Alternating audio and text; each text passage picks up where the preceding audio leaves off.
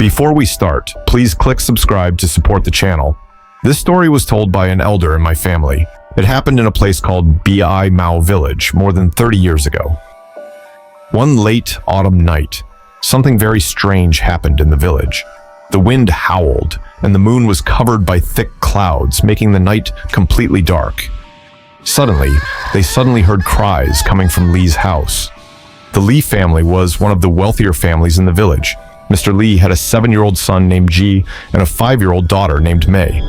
That night, Jie suddenly got a high fever, and his body temperature was terrifyingly high.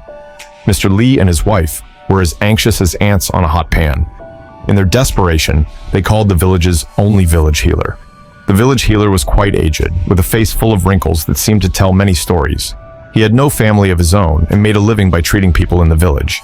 He came to Li's house, carefully checked Jie's condition, and frowned even more deeply. He said in a low voice, "This isn't an ordinary illness. It seems like something has latched onto the child." Hearing this, Mr. Li's heart jumped to his throat. People in the countryside believed in these things. He suddenly remembered that a few days ago, Jie had played in the wasteland outside the village and later said that he dreamed of a little girl who told him she couldn't find her way home and asked Jie to help her. At the time, Mr. Li thought it was just a child's imagination and didn't take it seriously. But now, hearing what the village healer said, he felt a surge of fear and didn't know what to do. The village healer took some willow leaves from his medicine box and asked Mr. Li to bring a bowl of clean water. He gently stirred the water with the willow leaves and then had Jie drink it. After drinking it, Jie gradually calmed down, and his fever started to subside. The old doctor warned Mr. Li and his wife, "Do not let the child go near the wasteland again in the coming days. That place is not clean." However, the matter did not end there. 3 days later, Jie's illness returned, and it was even worse than before. He curled up in the corner of the bed, his eyes filled with terror, muttering repeatedly, "She's here. She wants me to take her home." This time, even the old doctor was powerless. He could only shake his head and sigh, saying, "This child might really be haunted by something. I know medicine, but I do not know the ways of the spirits." Just as everyone was at their wits' end, a stranger arrived in the village. He was a young Taoist priest, wearing a clean robe and carrying an old cloth bag. He introduced himself as a disciple of the Mao Mountain sect. He said he had been passing by when he was attracted by the unusual energy in the village. Let me explain a bit about the Mao Mountain sect. It is said to have originated in the Eastern Jin dynasty, named after Mao Mountain. Mao Mountain has long been a sacred place for Taoism. The Taoists of Mao Mountain are known for their skills in exorcism and the use of talismans, and they can communicate with both the living and the dead. This priest introduced himself simply as Taoist Zhang. His master was an elder of the Mao Mountain sect, skilled in exorcism. Zhang had been trained on Mao Mountain since he was a child, learning many mystical arts.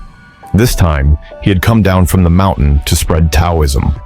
Taoist Zhang sat down in the Li family's main room, lit 3 sticks of incense, closed his eyes, and meditated for a while.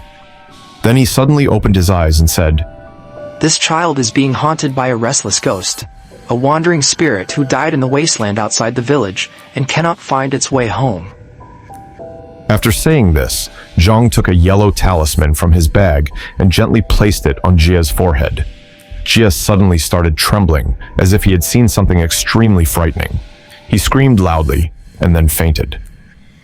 Taoist Zhang told Mr. Li and his wife that they must take Jie to the wasteland and let him personally guide the ghost home. They also needed to perform a ritual for this lost spirit so her soul could finally rest.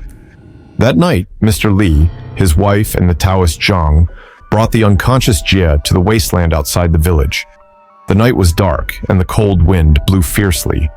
The wasteland looked especially eerie, and rustling sounds came from the grass as if countless eyes were watching them from the darkness. Taoist Zhang placed a stick of incense in the center of the wasteland and began to chant a secret spell of the Mao Mountain sect. It was an ancient incantation said to guide lost spirits to find their way home. Suddenly, Jie opened his eyes in his dream. His gaze was empty, as if he was no longer himself, like he had lost his soul. He stood up and slowly walked towards a low area in the wasteland. Mr. Li and his wife followed closely, their faces filled with fear and anxiety. Jie stopped in front of a small, simple grave, covered mostly by weeds, with no name or marker. Zhang performed a ritual at the grave, lighting a yellow talisman and chanting softly. Suddenly, the talisman burst into blue flames. He asked softly, "Spirit, who are you? Why are you here?" After a moment, a cold breeze seemed to sweep past them, and a faint voice echoed in the wind.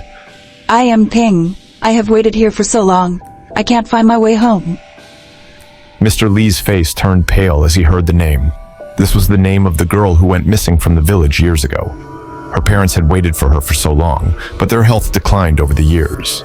The villagers all thought Ping had been taken by traffickers, but no one knew her body had been buried here all along. Zhang nodded and said, "Ping, do not worry. I will help you find peace." Zhang instructed Mr. Li and his wife to kneel before the grave and bow, asking Ping's spirit for forgiveness. He then took out incense and paper money from his bag and began the ritual for Ping. Zhang chanted Taoist prayers to send the spirit to the afterlife. The firelight flickered in the darkness of the night, illuminating the path to the other side. Zhang said, "Heaven and earth are just, yin and yang in harmony. I, Zhang of Mao Mountain, humbly ask the heavenly spirits to guide this lost soul. May you return to your rightful place and find eternal peace. Tonight, I light this incense for you, paving the way for your soul. May you no longer linger in the suffering of this world." Suddenly, a cold wind blew, and Mr. Li felt a small, icy hand hold his own. He shivered, but nothing was visible. "Thank you. I can finally go where I should be." A gentle voice echoed in the wind. Tears instantly welled up in Mr. Li and his wife's eyes. They watched as the fire before the grave slowly went out, as if the lingering resentment had finally faded away with the wind. Taoist Zhang said that the spirit had found peace and would no longer linger in the wasteland. The next day, Ping's parents came to the village, and they reburied her remains properly. From that day on, Jie miraculously recovered. He no longer had nightmares, and never mentioned the little girl again. The villagers also began to avoid the wasteland, and no one dared to play there anymore.